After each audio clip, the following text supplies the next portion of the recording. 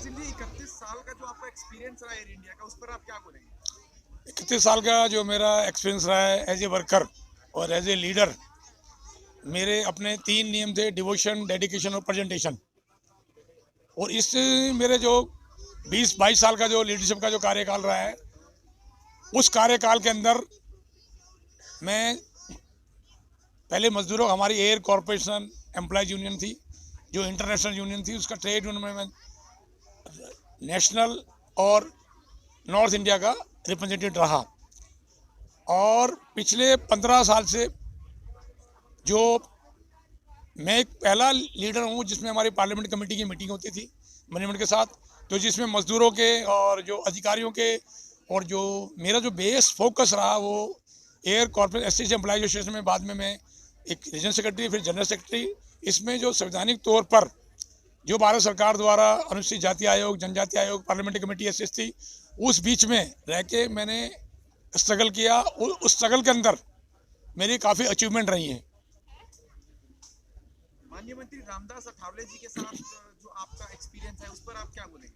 माननीय मंत्री रामदास अठावले जी से मेरा जो परिचय पिछले 20-22 साल से है, वो हमारी air corporation SC/ST employees association के चीफ पैटर्न बने। उसके बाद उन जैसा डिवोटेड मंत्री या मेंबर ऑफ पार्लियामेंट आज तक मेरी जानकारी में नहीं है। जब हम हमारी एसोसिएशन के जब वो चीफ पैटर्न थे, तो उन्होंने अपने लेटर तक हम लोगों को दे दिए थे कि भाई जो भी जेन्युइन काम है आप इसे ड्राफ्ट करें और मैं साइन करूंगा। तो 20 साल का जो कार्यकाल मेरा रहा है माननीय मंत्री जी का, तो इस तरीके का डिवोशन और डेडिकेशन आज तक मैंने किसी मेंबर ऑफ पार्लियामेंट में नहीं देखा। और इसलिए मैं भी माननीय मंत्री जी के लिए डिवोटेड और डेडिकेटेड हूँ। उदाहरण के तौर पे हमारे यहाँ आज की जो चुनाव आयुक्त हैं सुनील अरोड़ा साहब, वो हमारे CMD थे। उनका भी काफ़ी सहयोग रहा कि 4th क्लास के कर्मचारियों को एक तरफा डिसीजन लेके टर्मिनेट कर दिया जाता था। तो जब उनसे अपील करके माननीय मंत्री जी को माध्यम में रख के, तो कम से कम 400 लोगों को डिसमिसल रिइंस्टेट कराया। और DOPT बोलता है कि seniority cum suitability subject to fitness, तो वरिष्ठता और योग्यता के आधार पे हमारे एयर इंडिया में इंटरनेशनल पोस्टिंग पे अनुसूचित जाति जनजाति के अधिकारियों को नहीं भेजा जाता था। माननीय मंत्री जी की अध्यक्षता को बीच में रख के जो अनुसूचित जाति जनजाति के जो अधिकारियों की posting Sharjah, Dubai, Abu Dhabi, Bahrain, और आज भी अभी भी कम से कम 12 लोग हैं जो विदेशों में अनुसूचित जाति जनजाति के हैं, जो जातीय भेदभाव पे बिल्कुल बंद था। तो ये हमारे रामदास अठावले की मेन अचीवमेंट रही है एसोसिएशन को सहयोग करके। वीर सिंह जी, आप देख रहे हैं कि आपके पास आप एक मुहिम भी चलाते हैं, कोई सतह हमें बताए, जो मंत्री जी द्वारा जो सपोर्ट करती है, आपका मंत्रालय सपोर्ट करता है, इसमें किस किस तरीके की समस्याएं आपके पास आती है, उसको आप किस तरीके से रिजॉल्व करते हैं, किस तरीके के लोग आपके पास आते हैं?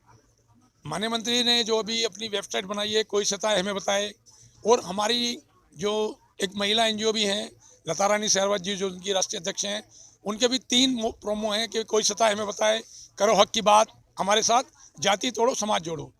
तो 24 घंटे जिन लोगों के पास असहाय लोग हैं, जिनको इलिटरेट पर्सन है, पढ़ना लिखना नहीं आता, उनकी काउंसलिंग करना, उनको समझाना।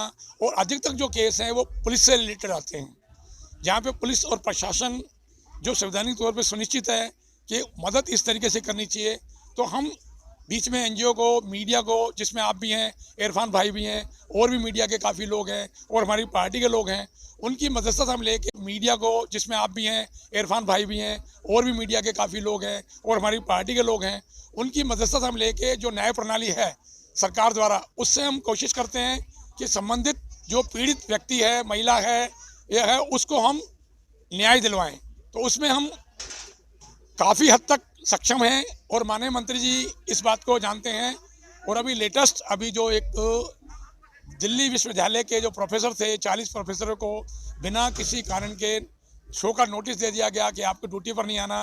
मंत्री जी की मेरी मध्यस्थता में दिल्ली के गवर्नर से मीटिंग करी, और गवर्नर से मीटिंग के बाद जो नियम है, भर्ती नियम अधिनियम, जो फैक्ट्री एक्ट है, जो इंडस्ट्रियल डिस्प्यूट एक्ट 1947, आज़ादी से पहले 1950 में संविधान लिखा गया, उससे पहले मजदूरों के अधिकारों को सुनिश्चित कर दिया गया था 1947 में।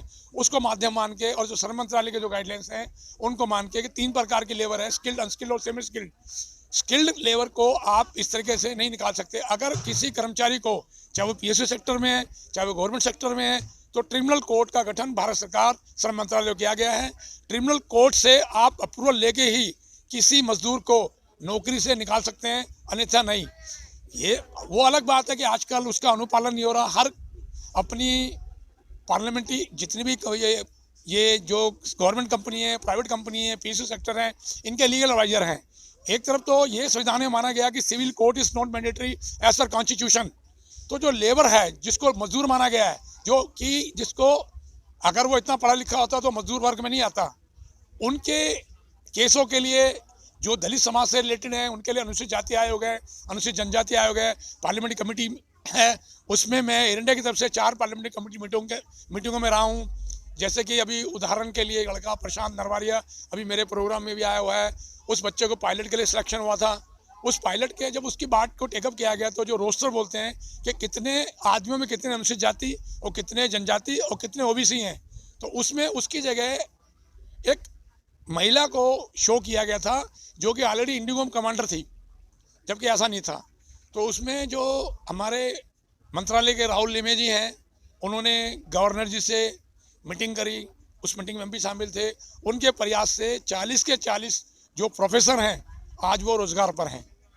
31 साल का आपका जो एक्सपीरियंस, आपका कार्यकाल रहा है एयर इंडिया में, आप अनएम्प्लॉयमेंट को लेकर क्या बोलेंगे? जिस तरीके से आजकल नौकरियां नहीं हैं, मतलब आप उस पर क्या कहेंगे? आप तो खुद रिटायर हो रहे हैं। जो पीएसयू सेक्टर, गवर्नमेंट सेक्टर में एक तरीके से जो मतलब चाहे यूनिवर्सिटी है, चाहे रेलवे है, कोई भी डिपार्टमेंट है, कि कई काम ऐसे हैं जो हम कॉन्ट्रैक्ट पे नहीं दे सकते। उदाहरण के तौर पे सफाई कर्मचारी आयोग का गठन इसीलिए किया गया था कि कोई भी सफाई कर्मचारी अस्थायी तौर पे कार्य नहीं करेगा।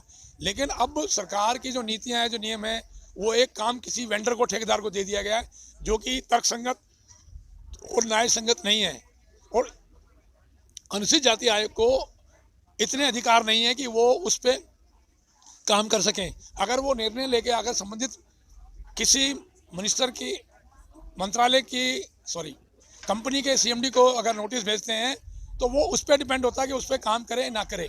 तो मेरा आपके माध्यम से ये देना है कि ये जितने भी जो अनुसूचित जाति जनजाति आयोग, सफाई कर्मचारी आयोग जो बनाए गए हैं, अल्पसंख्यक आयोग, इनको कानूनी तौर पे, संवैधानिक तौर पे पूरी पावर दे दी जाए, ताकि उनका जो निर्णय है मीटिंग के बाद उसका अनुपालन हो। देखा यह गया है कि अनुसूचित जाति आयोग, जनजाति आयोग, सफाई कर्मचारी आयोग, और इनमें निर्णय तो होता है लेकिन अनुपालन नहीं होता है, जो कि एक गंभीर विषय है। और हमारे माननीय मंत्री जी, जो केस हमारे पास आता है उसको हम प्रयास करके कर लेते हैं, लेकिन कई केस ऐसे हैं मजदूरों के जो हम तक या मंत्री तक नहीं पहुंच पाते और उनको न्याय नहीं मिल पाता है।